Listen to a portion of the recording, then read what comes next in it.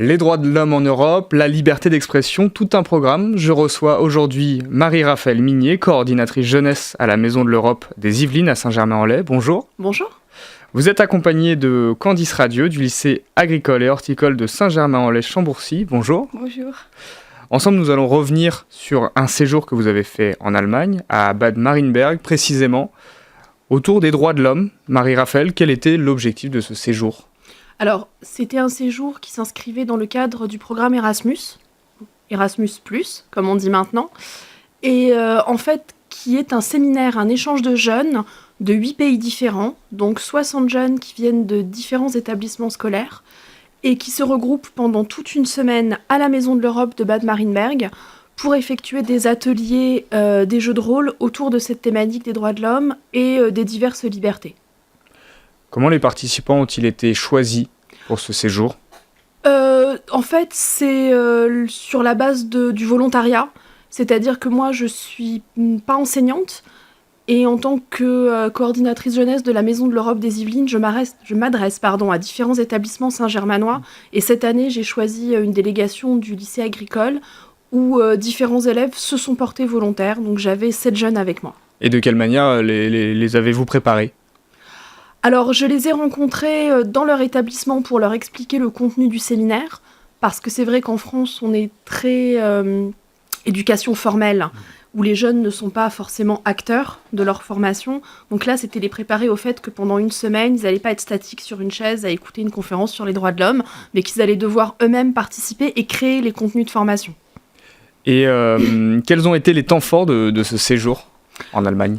Alors, il y a eu un atelier qui était en fait une simulation de cyberharcèlement qui a pas mal plu aux jeunes parce que c'est pas toujours évident, notamment des jeunes plutôt bienveillants, de se mettre dans la peau du harceleur. C'est pas évident. Il y a eu des débats assez enlevés autour de thématiques comme le mariage pour tous, l'avortement, le mariage entre personnes de différentes religions. Et il y a eu aussi un repas partagé où chaque délégation faisait découvrir des spécialités de son pays, où les jeunes se sont beaucoup rapprochés et c'était vraiment très sympa. Il y a eu aussi plantation d'un arbre, concours de karaoké, voilà, il y a eu c'était divers et varié. C'est bien ce que je dis, on est dans l'action, pas que dans l'écoute. Et vous, Candice, qu'est-ce qui vous a le plus marqué dans ce voyage ?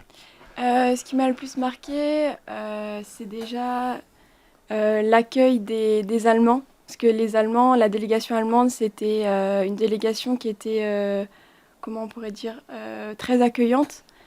Et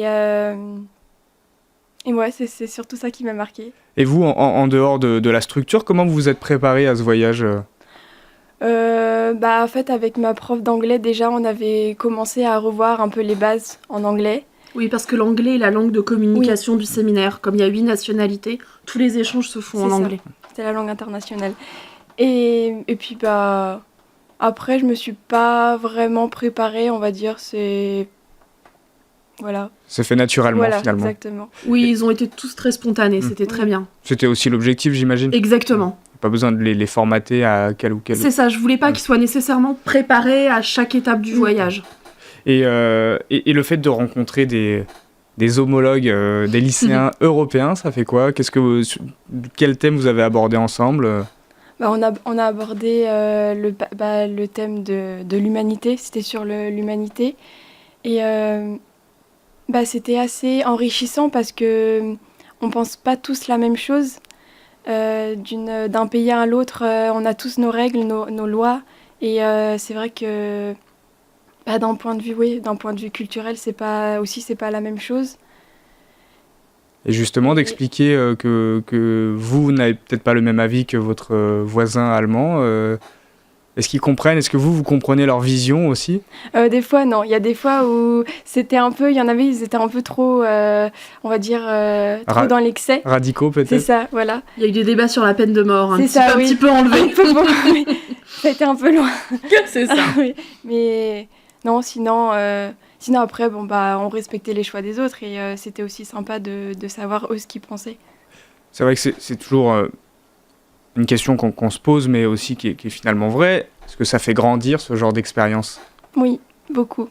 Est-ce que ça fait réfléchir, ça fait prendre du recul, comprendre où on vit aussi, dans quel pays on vit en allant voir ailleurs. Oui, exactement, oui. Ça nous permet de voir comment les autres nationalités dans leur pays ça fonctionne. Qu'est-ce qu'on retient finalement après de tous ces échanges? Est-ce qu'il y a des choses qui vous ont marqué particulièrement?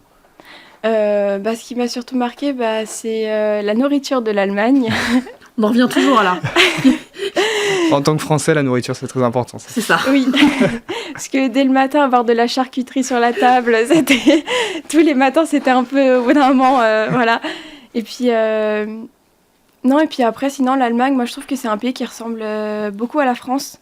Il y a beaucoup de verdure, il y a beaucoup de campagne aussi.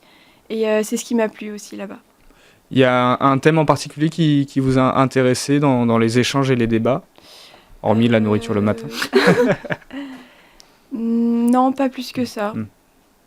Vous en retenez le souvenir que vous retenez globalement de ce séjour? Des rencontres, Oui, les rencontres avec les Allemands, oui. Et aussi avec les Espagnols, avec qui on s'est beaucoup entendu dès le départ. Les latins entre eux, ça fonctionne toujours bien. Vous allez dire, le côté latin rapproche. C'est ça. Marie-Raphaël, l'accent était souvent mis sur le partage d'expériences et d'interactivité. Est-ce que vous pouvez nous expliquer un peu sous quelle forme? En fait, il y a beaucoup de jeux qui s'assimilent à des jeux de rôle ou à des jeux participatifs. C'est-à-dire qu'il y a des animateurs qui donnent des règles, qui encadrent, mais qui restent là aussi en tant qu'observateurs, plus qu'en tant que maître du jeu ou formateur. Donc les jeunes eux-mêmes décident un peu de la tournure que prend l'atelier. Et ça reste aussi libre. Enfin, je pense souvent à des lycéens français qui doivent assister à des cours, et puis de 8h30 à 9h30, quoi qu'il advienne. Là, si une activité ne leur plaît pas, ou s'ils se le sentent pas, ou si c'est un thème qu'ils souhaitent pas aborder, ils peuvent aussi ne pas le faire. Donc ça, j'ai trouvé ça très agréable et très bien fait pour des lycéens. C'était des thèmes aussi assez durs, assez compliqués. Je rappelle solidarité, égalité, inclusion sociale, liberté d'expression, liberté de religion. Ouais. C'est lourd à aborder tous ces termes dans ce séjour. Oui, c'est très lourd et en revanche, on se rend très vite compte que les jeunes d'abord sont bien informés et surtout que je pense aux jeunes qui venaient de Hongrie, de Pologne, de Lituanie, qu'ils sont en train de grandir dans des pays qui ont pris des virages droite, extrême droite, et du coup que ça a conditionné aussi l'éducation et les mentalités. Alors on a des jeunes très ouverts, ça reste des jeunes qui ont envie de dévorer le monde et de découvrir plein de choses, mais on sent cette empreinte-là et c'est assez troublant. Et vous, qu'est-ce qui vous a marqué dans ce séjour? Parce que c'était pas la première fois que vous faisiez un séjour de ce Non, type. C'était la 3e fois. Et ce qui m'a marqué, ça a été la bonne volonté des jeunes, pas parce qu'ils sont là avec moi, mais parce que c'est vrai. Ils ont vraiment participé aux ateliers, même quand c'était dur, même quand ils se sentaient pas au niveau en anglais. Ils ont vraiment fait ce qu'il fallait, ils ont mis beaucoup de bonne volonté.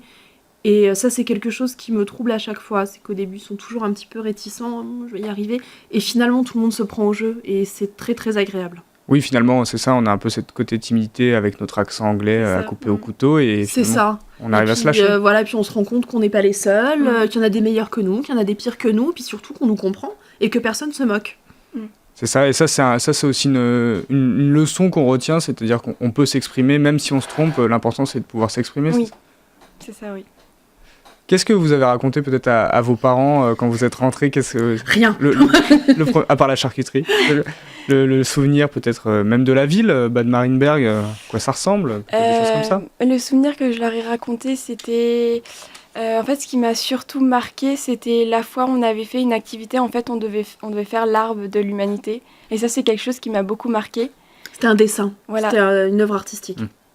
Et on devait marquer, en fait... un peu tout ce qui nous faisait penser à l'humanité.